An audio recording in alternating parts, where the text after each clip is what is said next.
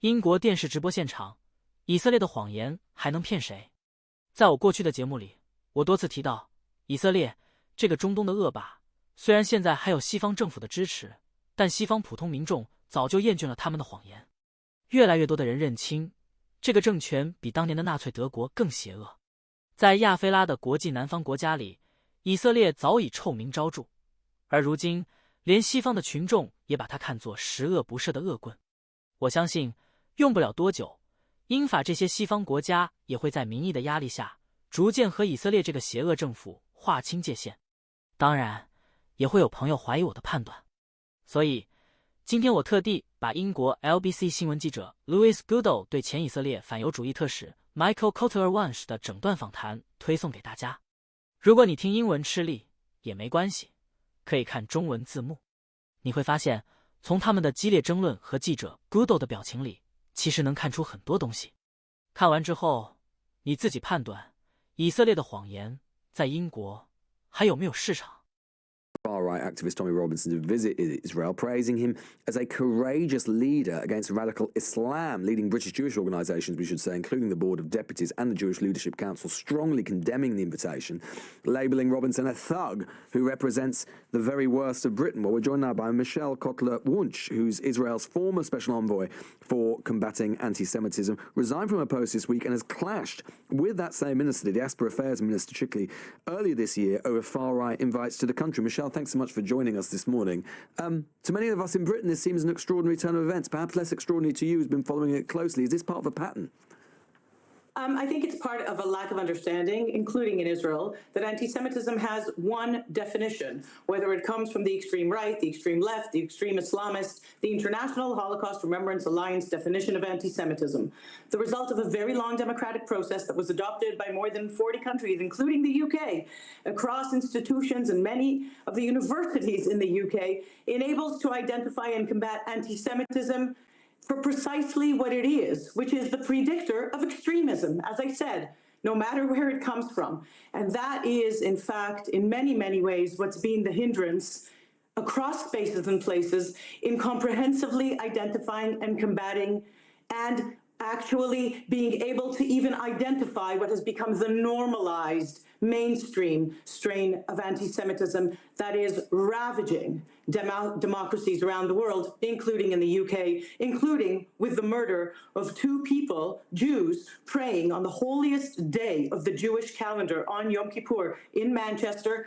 then leading to protests essentially in support of their murderers. Well, I think everybody, the people involved, we're going to be speaking to one of those people in a moment, Michal, but the people who've been turning up to these protests, they would deny vehemently the idea that they are turning up in support of that murder. They are saying that they are protesting against Israel's actions, which have been called genocidal by the United Nations in Gaza.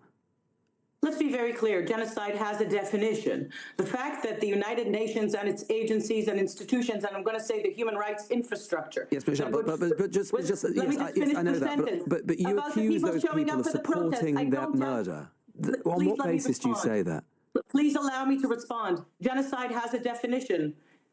And in very, very many places, including the UK, those people who think they're showing up in support of what is dubbed pro-Palestinian, if they were pro-Palestinian protests, they would be protesting to free Gaza from Hamas, a prescribed terror organization for whom human tragedy is the strategy. They're protesting against the thousands of deaths that we've seen, including children in Gaza. That's what they're protesting against, and you don't get to choose, you don't get to decide what people protest about. That is the strategy. Look, I came on today to make very clear that those protests are in fact enabling the continued war in Gaza, the continued holding. So it's the protesters' fault that Netanyahu keeps the war going. Please let me finish the sentence. Please allow me to finish a sentence. The continued holding of 48 human beings abducted on October the 7th, when more than 1,200 people were burned alive and butchered and raped, and more than 250 were abducted into that same Gaza. So sorry, Michal. Sorry, let me just get this straight. Let me just get this straight. Terror organization that uses the children of Gaza and the people of Gaza as human shields. So let me just get this straight. Sure, You're saying that the reason that those poor souls, the hostages, are still being detained, or one of the reasons is because people turn out week after week on the streets of Britain to protest what they see as the inhumane, disproportionate, outrageous response of the Israeli government to civilians in Gaza. You're saying that it's their fault and it's not Netanyahu. No, let me finish the question. And it's not Netanyahu's fault who chooses to continue to prosecute this war. We should blame those people turning up on the streets of Britain, should we? Israel has been embroiled in what is a 2-year-long war that began on October the 7th, launching thousands of rockets, yes, no one denies that. Hamas, but by Hezbollah, by the Houthis, by Iran itself, the criminal Islamic regime in Iran. So if people in London truly care about human rights, they would be not just protesting to free Gaza from Hamas, but to free Lebanon from Hezbollah, to free Yemen from the Houthis, to choose what they care, Iran what they from the genocidal about. Islamic Republic. Instead, what they're doing is actually so in order to protest about on the something, state of Israel, a fellow democracy. So Michal, your view is defending itself from the same genocidal terror and tyranny that endangers the UK. So your view is that to protest about anything, you have to protest about everything. Absolutely not, and God forbid. Right, okay. Well, then no one would ever protest about anything. That's actually precisely what's happening on the streets of London. What has happened over the last 2 years is the emboldening of genocidal terror proxies of an Islamic criminal regime in Iran. What role do you think the Israeli government might have had in that, Michal? Anything at all?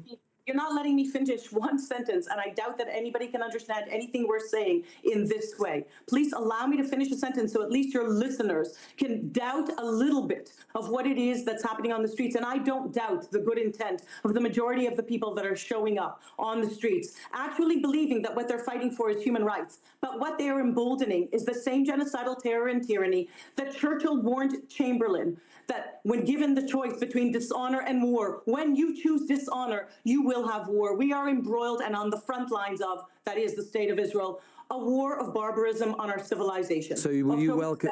So do you think Israel should welcome Tommy Robinson? It has nothing to do with Tommy Robinson, and this interview for me has nothing at all to do with what it is that you began with.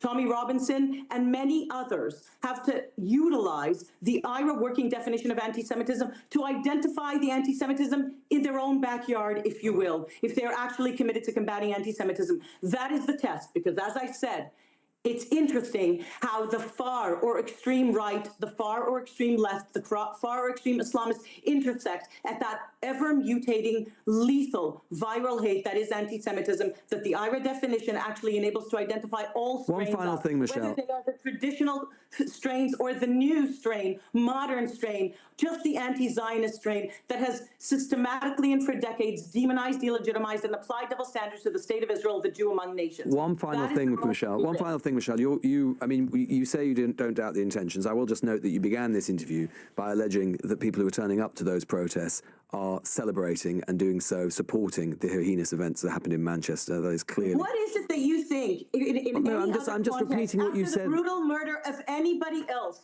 would actually justify protests that celebrate those murderers. They didn't celebrate those murders, Michal. Well, then clearly you're just going back on what you yourself just said when you said you don't doubt the intentions of many of those people, because once again you've alleged without any evidence, as far as I can tell or see, that those people are supporting the murders that we saw in Manchester. So that's completely outrageous. That's completely outrageous. But I just wanted to ask one final question. Is in fact the if you wouldn't mind, before shouting. Because you asked me a question. No, I didn't ask you a question. I gave the audience a piece of information. I just want to ask you one final question, which is you have been quick to assign blame for the extremism that we're seeing and indeed for the continuation of the war itself in a way that I don't quite follow, to the people who have been turning up on the streets of Britain week after week in protest as to what's happening in Gaza. What role, if any, do you assign to the Netanyahu government for A, continuing that war and for the hostages not being released, and secondly, for the rising extremism that we're seeing, because many people believe, and many international institutions say that a genocide is being committed in Gaza, that the response has been disproportionate. So what blame do you think the Israeli government has in this? Perhaps you'd be able to follow if you allowed me to finish one coherent thought. And worse, perhaps your listeners or viewers would be able to follow if you allow me to finish one coherent sentence. But what I've tried to make accessible to you is that I'm trying to sound the alarms for you in the UK. It is the UK itself and other democracies that have to recognize that it's the UN itself that has enabled its its own foundational principles. Oh, so it's the UN's fault, right? Okay. You're not letting me finish a sentence again. To be hijacked, redefined, inverted, weaponized, to demonize, delegitimize, and apply double standards to the Jew among nations. But as always with anti-Semitism, what starts with the Jews never ends with the Jews. And ever-mutating lethal hate, as the former chief rabbi of the UK explained very clearly, is just the most reliable sign of a major threat to humanity, freedom, and the dignity of difference of all. And maybe it would be good to pay attention to what is actually playing out with Israel on the front lines of a raging war of barbarism on our shared civilization, and not be caught up with what you may think that you understand and you know better than Israel that's been engaged and fighting prescribed terror organizations and their patrons, Qatar, and their Islamic Republic of Iran, that actually does the very same thing to the people of Iran that have been betrayed over and over by democracies. And all that we've seen on the streets is not pro-Palestinian, but anti-West, anti-democracy, anti-human rights, and anti-Semitic protest. Michal, I'm grateful to you. People will make up their own minds as to how much of that they felt was coherent or not, regardless or not of whether I let Michal finish the sentence there. I would say, of course, as well, that some people might consider the attacks that we've seen on civilians in Gaza and the deaths we've seen in civilians in Gaza hard to reconcile with the idea of that being a civilizational struggle. But that is the contest, which is I can see her still talking